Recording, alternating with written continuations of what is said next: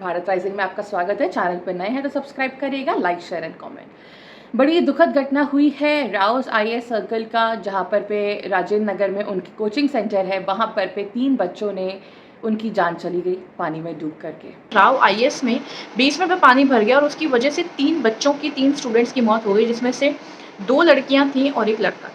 जहाँ तक मैंने एक स्टूडेंट का, जो एक सर्वाइवर है, उसका स्टेटमेंट सुना, तो उसने बोला कि जैसे ही वो लोग उन लोगों को पता चला कि पानी भर रहा है, वो लोग वहाँ से निकलने की कोशिश करने लगे और वो लड़का किसी तरह अपनी जान बचा के सीढ़ी तक पहुँचा और तब उसे एहसास हुआ कि किसी लड़की ने उसका पैर पकड़ा हुआ है, लेकिन उसको सांस नहीं आ रही थी।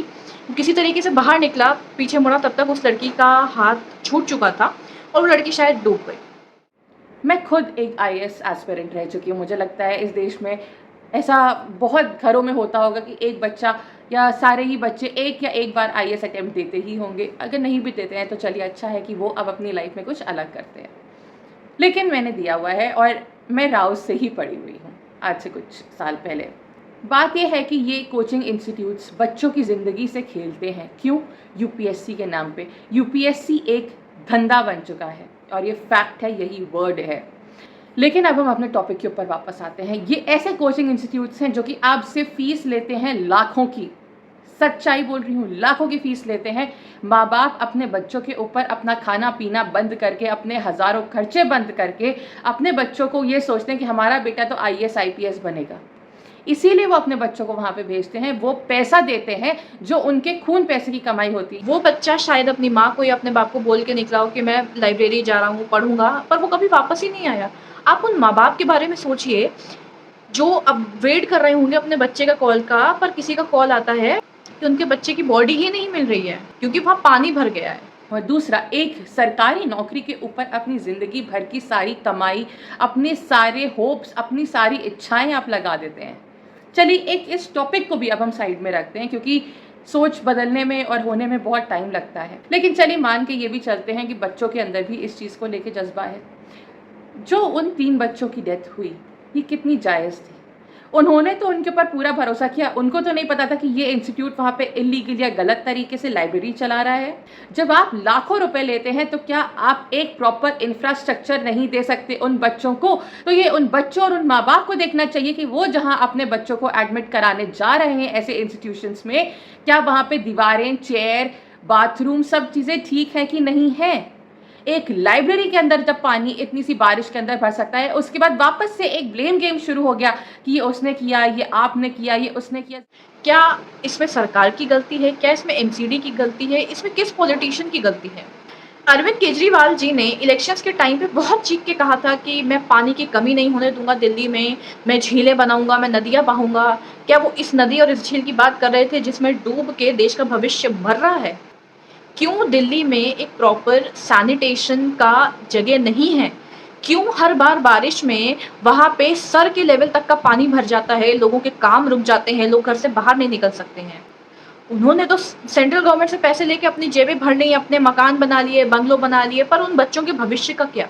जिम्मेदारी यहाँ जिस किसी की भी है।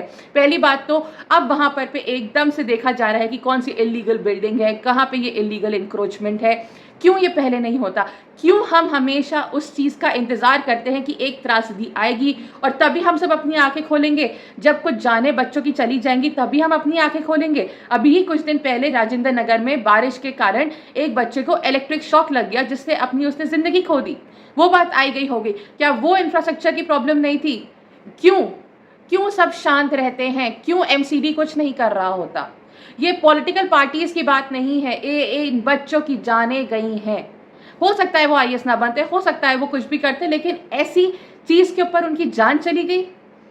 एक लाइब्रेरी और ये सारे लोग जो लाखों रुपए लेते हैं, कहीं ना कहीं एक ऐश की जिंदगी बिता रहे होते हैं, उनसे क्या अकाउंटेबिलिटी ली जाती है? ये सिर्फ राउस इंस्टीट्यूट की बात नहीं है। वहां पर आप जाइए, गली नुक्कड़ में हर तीसरे चौथे घर के अंदर आपको शायद एक छोटा छोटा कोचिंग इंस्टीट्यूट दिख जाएगा। वहां बड़े बड़े बोर्ड आपको दिख जाएंगे कि ये बंदा या बंदी हमारे यहाँ से इंस्टीट्यूट से पास करके आईएएस आईपीएस फलाना ढिमकाना सब चीजें बनी है। ये आप क्या क्या दिखा रहे हो? एक तरफ आप दिखाते हो कि हमारा देश एक विकसित देश हो रहा है, हमारा देश एक ऐसा देश बन रहा है जहां पर पे हम बिजनेस, हम इंडस्ट्रीज को बढ़ावा दे रहे हैं, हम एंटरप्रेन्योर्स को बढ़ावा दे रहे हैं। दूसरी ही तरफ ये इतना बड़ा करोड़ों का धंधा चल रहा है जहां पर पे बच्चे आते हैं, हर साल आते हैं, उनके माँ बाप आते हैं, उनको छोड़ के जाते हैं इस उम्मीद से कि उनके बच्चे कुछ खास करेंगे। वो इसलिए नहीं छोड़ के जाते कि उनके बच्चे वहां पर पे मर जाएंगे। अगर आप क्लासरूम में ढंग की बैठने की चेयर, कुर्सी, आप पंखा, आप एसी नहीं दे पा रहे तो वो आप पैसे रुपए ले क्यों रहे हो? 6-6, 7-7 महीने में वहां पे टीचर्स किस तरीके से आकर के पढ़ा के जा रहे हैं? क्या वहां पे सिर्फ पढ़ाई हो रही है या अपना एक पॉलिटिकल एजेंडा भी वहां पे चलाया जाता है? ऐसा भी कहा गया है कि 6:15 बजे पुलिस को इन्फॉर्म किया गया था, लेकिन 9 बजे से पहले वहां पुलिस पहुंची ही नहीं। अब यहाँ पे किसकी गलती है? पुलिस का काम होता है तत्परता से लोगों की मदद करना। क्या इस देश में यही तत्परता है पुलिस की? पे किसका दोष है? और इस पूरे कांड में अरेस्ट कौन हुआ है? एमसीडी के लोग? नहीं। पॉलिटिशियंस? नहीं। दोष किसको गया? सरकार को? ना ना ना ना ना। अरेस्ट हुए हैं बिल्डिंग के ओनर, राव आईएएस के ओनर और ये जीप वाला। क्यों? क्योंकि इस जीप वाले ने अपनी जीप वहां से निकाली जल्दी से, जिसकी वजह से वहां पे बेसमेंट में पानी भर गया। कोई सरकार को दोष नहीं दे रहा, कोई एमसीडी वालों के बारे में नहीं पूछ रहा, कोई पॉलिटिशियंस के बारे में नहीं पूछ रहा, लेकिन एक व्यक्ति जो अपनी जान बचाने के लिए वहां से गाड़ी निकाल के ले गया, उसको कोर्ट ने अंदर डाल दिया, जुडिशियल कस्टडी में डाल दिया। बिल्डिंग के ओनर को अरेस्ट कर लिया। चलो ठीक है, मैं राव आईएएस के ओनर के अरेस्ट को फिर भी जस्टिफाइड मानती हूँ, पर इस कार के ओनर को अरेस्ट करना वाज लाइक नो सेंस। अभी ही हम लोग यहाँ पर भी अभी कुछ दिन हमने देखा पहले कि एक शुभ्रा रंजन जी करके हैं जिन्होंने इस तरीके से दिखाया कि राम और उन्होंने एक इस्लामिक रूलर के बीच में कंपैरिजन किया, जिसमें उन्होंने राम जी को एक्चुअली नीचा ही दिखाया। ये अपना एक पॉलिटिकल एजेंडा आगे बढ़ाने की भी चीज़ नहीं है क्या? और अगर इस तरीके से हम पढ़ाई को वो दे रहे हैं तो आप ये सोचिए कि कितनी जगहों पर इतना बड़ा लूप होल है। ये किस तरीके के टीचर्स हैं जिनको लाखों रुपए मिलता है, और ये किस तरीके के इंस्टीट्यूट्स हैं जो कोई भी जिम्मेदारी लेने से कतराते हैं। उन्हें कतराना भी नहीं होता है, वो लेना ही नहीं चाहते। उनको बस इतना पता है कि आपने उनको पैसा दिया, उन्होंने आपके जज्बातों के साथ खेला, आपका काम खत्म, उनका काम खत्म, क्योंकि वो आएंगे टीचर, आपको पढ़ा के चलते बनेंगे। आपको कुछ समझ में आया नहीं आया वो आपकी किस्मत। ये बोल दिया जाता है कि यूपीएससी तो मेहनत और लक का काम है। यूपीएससी हर चीज़ का काम है। फिलहाल अभी हम कुछ टाइम से देख रहे हैं कि कुछ ऐसे कैंडिडेट्स भी आ रहे हैं जो ना ही मेहनत कर रहे हैं, ना ही लक कर रहे हैं, कहीं ना कहीं वो अपनी सोर्स लगा रहे हैं। यूपीएससी में किस चीज़ का काम है? यहाँ बच्चे अपनी ज़िंदगी खो देते हैं, कहीं प्रेशर से और कहीं ऐसी लापरवाही से। ये मैं उन माँ बाप को ज़रूर से बोलना चाहूँगी कि प्लीज़ आप अपना पैसा अगर जमा कर रहे हैं तो आप बड़े हैं, आप तो देखिए, आप समझिए कि आप कहाँ अपने बच्चों को भेज रहे हैं। क्या आपका वो आईएएस बनने का सपना, या आपको ये देखना कि मेरा बच्चा एक आईएएस आईपीएस बने, वो इतना बड़ा है कि उनकी जान से ज़्यादा बड़ा हो गया? ये घटनाएं कहीं भी किसी के साथ किसी भी जगह पे हो सकती हैं। तो इसीलिए प्लीज़ आप लोग अपनी आंखें खोलिए और सतर्क रहिए। आप ऐसे ट्रैप में मत फंसिए, वो आपके लिए भी अच्छा है, सबकी भलाई इसी में। और मेरा सवाल सिर्फ और सिर्फ आपकी सरकार से है, आपने इस पे कोई एक्शन क्यों नहीं लिया? यहाँ तक कि स्वाति मालीवाल जब वहाँ पे लोगों से मिलने गई, बच्चों से मिलने गई, तो वहाँ पे उनको पता चला कि स्टूडेंट्स को स्वाति मालीवाल के खिलाफ भड़काया जा रहा है आपके कर्मचारियों द्वारा। कोई यहाँ पे मदद के लिए नहीं आया, कोई पूछने या झांकने तक नहीं आया उन फैमिलीज़ के लिए कि उनका क्या हाल हो रहा है। लेकिन हाँ, जो उनको तसल्ली देने आ रहे हैं, जो उनके साथ सांत्वना रखने आ रहे हैं, उनके खिलाफ भड़काया ज़रूर जा रहा है। आप देखिए कि आपने किसको वोट किया है। आप सोचिए, ये आपके सोचने की बात है कि हम किसको वोट कर रहे हैं, हम किसको पावर में लेके आ रहे हैं, किसके हाथ में पावर थमा रहे हैं। क्योंकि पावर केवल एक नाम की नहीं होती है, आपके ऊपर उसके साथ उसकी जिम्मेदारी भी आती है।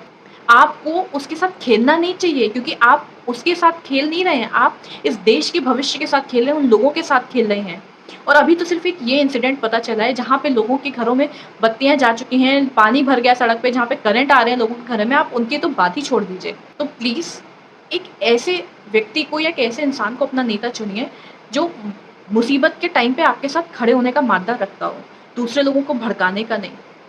इस बारे में ज़रूर सोचिएगा, और जो भी हम लोगों ने इस वीडियो में बोला है उसके बारे में आपके क्या विचार हैं वो भी हमें ज़रूर बताइए।